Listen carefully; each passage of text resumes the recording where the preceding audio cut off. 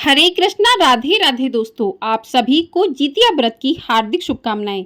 आज की वीडियो में आप जानेंगे साल 2024 में जितिया व्रत कब है, व्रत कब रखें और कब व्रत का पारण करें, नहाए खाए कब है, सप्तमी, अष्टमी और नौमी तिथि कब से कब तक है, व्रत पारण तिथि और शुभ मुहूर्त क्या रहेगा। तो आप सभी लोग वीडियो में बने रहिएगा और वीडियो को पूरा ज़रूर देखिएगा। जितिया व्रत हर साल आश्विन मास के कृष्ण पक्ष की अष्टमी तिथि को रखा जाता है। संतान की मंगल कामना और सुखी भविष्य के लिए महिलाएं आश्विन मास के कृष्ण पक्ष की सप्तमी तिथि से लेकर नौमी तिथि तक जितिया व्रत रखती हैं। जितिया व्रत को जीवित पुत्रिका या जीमूत वाहन व्रत के नाम से भी जाना जाता है। यह निर्जला व्रत रखा जाता है और इस व्रत में महिलाएं भगवान जीमूत वाहन का पूजन करती हैं।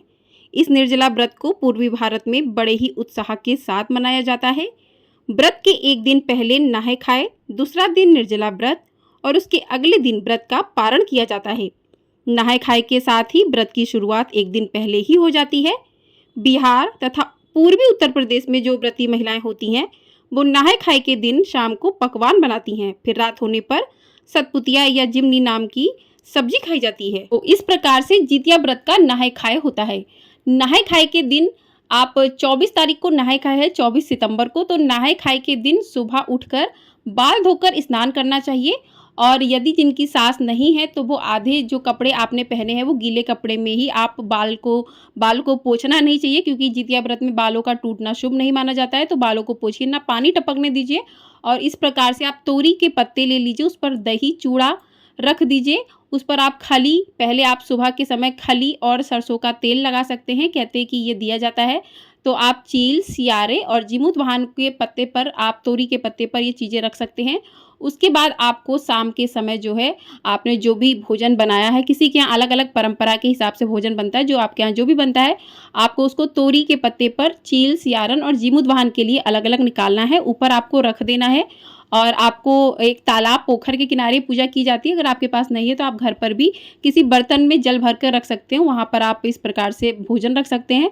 और इस भोजन को अगले दिन जो है आप जानवरों को खिला सकते हैं। तो इस प्रकार से नहाए खाए होता है। नहाए खाए के दिन आपको तामसिक चीज़ों का प्रयोग नहीं करना चाहिए। और नहाए खाए के दिन सूर्यास्त के बाद जो है आपको कुछ भी नहीं खाया जाता है। सूर्यास्त के बाद आपका निर्जला व्रत जो है वो प्रारंभ हो जाता है। तो इस प्रकार से नहाए खाए के दिन किया जाता है। उसके अगले दिन सुबह उठकर जो है निर्जला व्रत पूरे दिन रखा जाता है। उसके अगले दिन नौमी को जो है व्रत का पारण किया जाता है। तो आपके सवालों के कुछ जवाब भी मैं आज की इस वीडियो में दे रही हूँ कि यदि महिलाएं पीरियड में हो जाती हैं तो क्या इस व्रत को रखना चाहिए। तो आप पीरियड में अगर है तो इस व्रत को आप रख सकते हैं। अपने परिवार में किसी से भी आप पूजा करवा सकते हैं।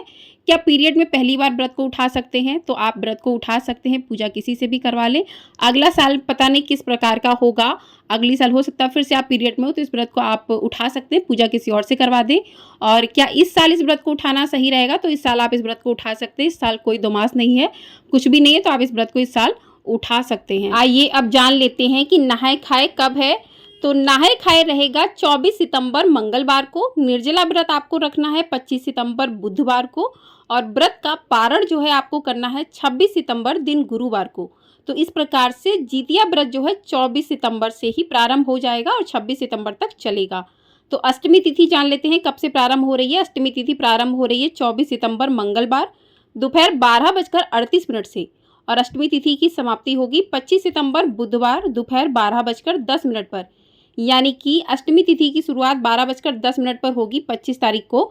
तो ऐसे में उदया तिथि के अनुसार साल 2024 में जितिया व्रत 25 सितंबर दिन बुधवार को रखा जाएगा। इसी दिन निर्जला व्रत किया जाएगा और जीमूत वाहन भगवान की पूजन भी किया जाएगा। पूजा का शुभ मुहूर्त जान लेते हैं। तो पूजा का शुभ मुहूर्त रहेगा, सुबह की पूजा का शुभ मुहूर्त सुबह 6:10 से लेकर 9:12 तक का रहेगा। और शाम की पूजा का शुभ मुहूर्त 6:14 से लेकर 7:26 तक रहेगा। कहते हैं कि जीमूत वाहन की पूजा जो है शाम के समय की जाती है, तो 6:14 से 7:26 तक का समय रहेगा। राहु काल रहेगा दोपहर 12:12 से लेकर 1:42 तक। तो राहु काल के समय कोई भी पूजा पाठ नहीं किया जाता है। तो इस समय पर आप कोई भी पूजा पाठ ना करें। तो आप सुबह के समय या शाम के समय आपके यहाँ जिस प्रकार से होती है आप कर सकते हैं। अब जान लेते हैं व्रत का पारण का शुभ मुहूर्त क्या रहेगा। तो व्रत का पारण आपको अगले दिन करना है, यानी 25 को आपने व्रत किया है तो 26 को आपको व्रत का पारण करना है गुरुवार को। और पारण का शुभ मुहूर्त रहेगा सुबह 6:21 से लेकर 8:23 तक का।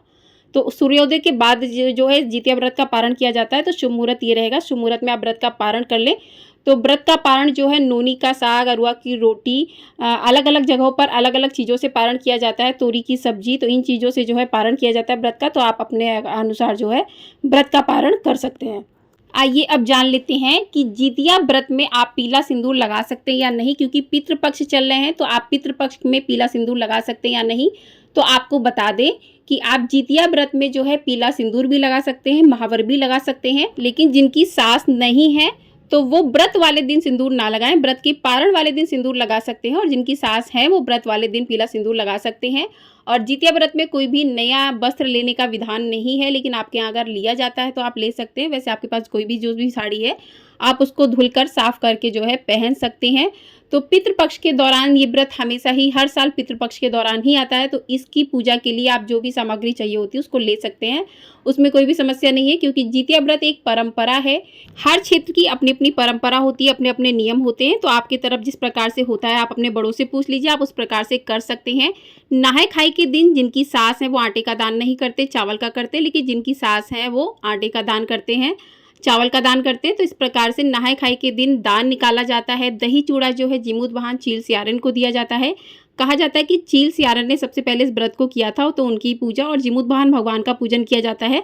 तो नहाय खाई के दिन आप दाल, हल्दी और रुपए, पैसे, आलू, सब्जी जो है आप इन सब चीज़ों का छू कर उसको दान कर सकते हैं नहाय खाई के दिन। तो नहाय खाई के दिन दान का भी विशेष महत्व होता है। यदि कोई ये दान नहीं लेता है तो आप पैसे भी दान कर सकते हैं अपनी श्रद्धा के अनुसार।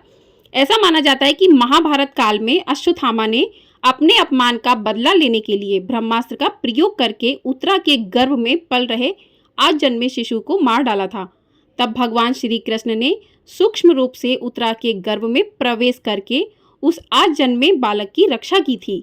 उत्तरा ने फिर एक पुत्र को जन्म दिया, वही पांडव वंश का भावी कर्णधार भावी राजा परीक्षित हुआ। राजा परीक्षित को इस प्रकार जीवन दान मिलने के कारण इस व्रत का नाम जीवित पुत्रिका पड़ा। तो इस प्रकार से जो भी महिलाएं इस व्रत को करती हैं, कहते हैं उनकी संतान की आयु लंबी होती है, उन्हें पुत्र शोक जो है कभी नहीं होता है। जीवित पुत्रिका व्रत अपने नाम के अनुरूप ही फल देने वाला होता है। बिहार में एक प्रचलित कहावत है कि यह व्रत स्वर्ग सिधार गई सास को बैकुंठ प्राप्त करवाने के लिए भी किया जाता है और यह व्रत करने से पुत्र शोक भी नहीं होता है। तो कहते हैं कि जिनकी सास नहीं होती हैं उनको बैकुंठ प्राप्त करवाने के लिए भी यह व्रत किया जाता है। तो जिस दिन नहाय खाए के दिन महिलाएं बाल धोती हैं तो उस दिन जो है उनको अपने बाल खुले रखना चाहिए। कहते हैं उन बालों से जो पानी टपकता है वो सास के मुंह में जाता है और इस प्रकार से उन्हें मोक्ष की प्राप्ति होती है। जिनकी सास हैं वो ये व्रत करती हैं और जिनकी सास नहीं है उनकी बहुएं करती हैं। लेकिन जिनकी सास की क्षमता नहीं होती वो अपने बहुओं को ये व्रत दे देती है तो उनकी बहुएं इस व्रत को करती हैं। तो इस प्रकार से जितिया व्रत किया जाता है संतान की लंबी आयु और उनके सुखद जीवन के लिए। ऐसा ये व्रत करने से जिनके संतान की प्राप्ति नहीं है वो भी मन में धारण करके मनोकामना मांगकर इस व्रत को कर सकती हैं। कहते हैं कि मनोकामना से ये व्रत करने से उनकी मनोकामना पूरी होती है, उन्हें जो है संतान की प्राप्ति होती है। तो इस प्रकार से जितिया व्रत करने वाली हर महिला की संतान की रक्षा होती है। तो आपको ये वीडियो पसंद आई हो तो वीडियो को लाइक, शेयर और चैनल को सब्सक्राइब जरूर कर दीजिएगा। आपको हमारे चैनल पर जितिया व्रत की कथाएं, चील सियारन की कथाएं भी सुनाई जाएंगी, तो आप लोग उन्हें भी अवश्य सुनिएगा और वीडियो को लाइक, शेयर और चैनल को सब्सक्राइब अवश्य कर दीजिएगा। जय श्री कृष्णा।